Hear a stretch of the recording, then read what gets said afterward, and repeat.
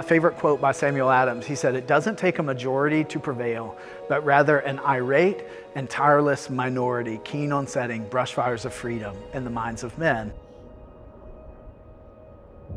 In terms of its larger context, you have Boston, which is a flagship city in the Northeast. If you just take those Northeast cities between Baltimore and Boston, within 20 minutes of I-95 is 50 million people, which is almost 20% of the country's population and only 2% of its land mass. Demographically, if you picked our neighborhood up and you placed it into some places in East Asia, or you placed it in some places in South Asia or the Middle East, parts of those places might be more statistically Christian than my neighborhood and other neighborhoods. I mean, in most of Greater Boston, we're less than 3% evangelical Christian, which the IMB would call an unreached people group.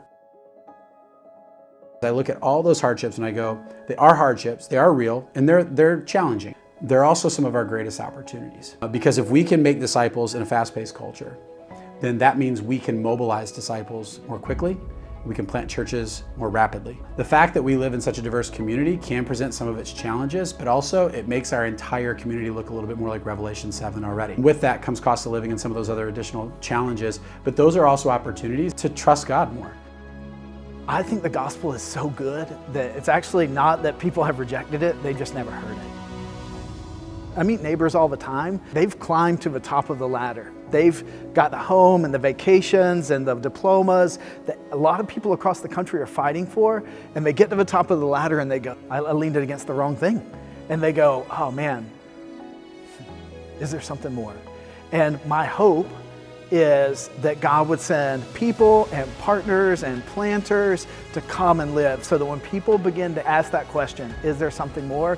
There's a Christian in their life to go, yes. And what's more is Jesus. What's more is the gospel. Where do I need to go? What position do I need to put myself in that requires me to trust God the most? And let that be a guiding paradigm for the decisions you make, not only about the job you take, but where you live and where you're going to be on mission.